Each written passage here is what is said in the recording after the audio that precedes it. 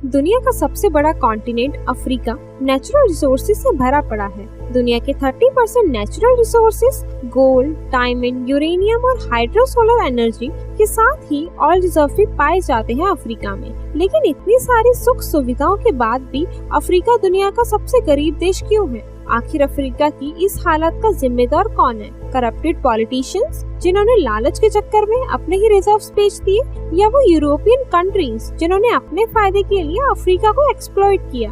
आज अफ्रीका की 40% पॉपुलेशन गरीबी का शिकार है। साथ ही अफ्रीका के लैंडस्केप का भी इसी गरीबी का बहुत बड़ा हाथ है। यहाँ की जमीन काफी ज्यादा उपजाऊ है, लेकिन फिर भी अफ्रीका में लाखों लोग भूखे सोने को मजबूर हैं। आज की इस वीडियो में हम बात करेंगे इन्हीं सवालों के बारे में कि अफ्रीका इतना गरीब क्यों है। एक बार फिर से आप सभी का स्वागत है हमारे चैनल जी ज्ञान में।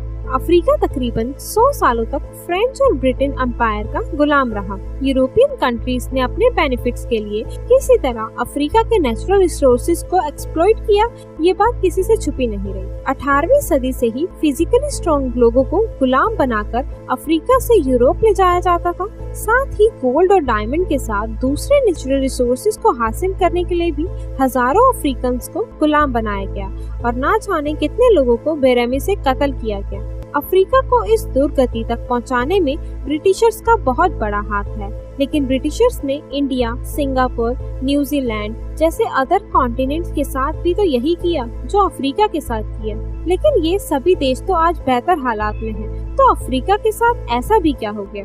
असल में अफ्रीका के साथ प्रॉब्लम आई तो उसके लैंडस्केप को लेकर आई।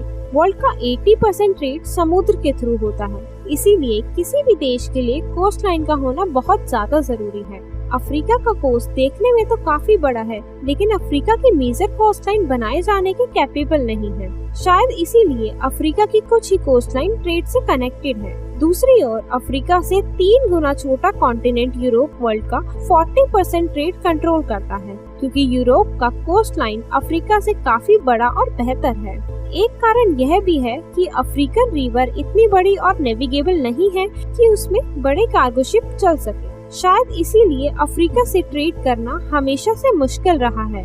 अफ्रीका का गरीब होना एक दूसरा सबसे बड़ा कारण है। यहाँ के समुद्री लुटेरे यानी कि पायरेट्स, ये लुटेरे समुद्र से गुजरने वाली कार्गो शिप और ऑयल टैंकर पर अटैक करते रहते हैं। इसीलिए अफ्रीका के जिबूटी काफी सारी कंट्रीज ने अपने मिलिट्री कैंप लगाए हुए हैं ताकि वे सारे रूट को प्रोटेक्ट कर सके। लेकिन ईस्टर्न अफ्रीका और वेस्टर्न अफ्रीका में कोई भी मिलिट्री बेस मौजूद नहीं है, जिस कारण ये रूट यहाँ से गुजरने वाली शिप्स के लिए बेहद डेंजरस है।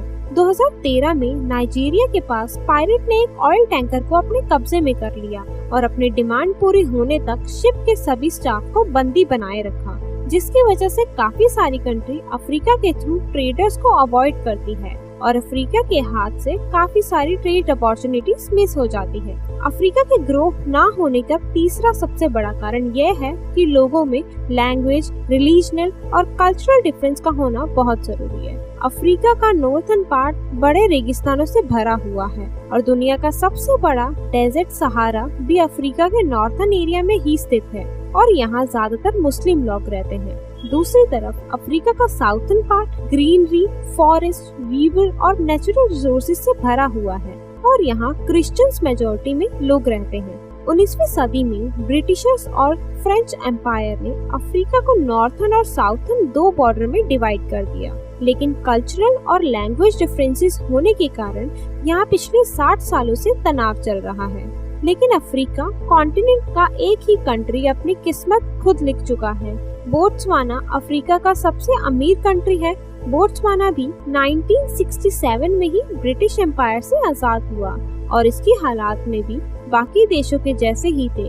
बोत्सवाना इतना रिच है कि इसके पर कैपिटल इनकम मैक्सिको के इक्वल है। बोत्सवाना ने ये सब कैसे अचीव किया, ये हम एक दूसरी वीडियो में डिस्कस करेंगे। आशा करती हूँ कि आपको ये वीडियो बेहद पसंद आई होगी। ऐसी और वीडियोस देखने के लिए हमें सब्सक्राइब करना ना भूलिएगा।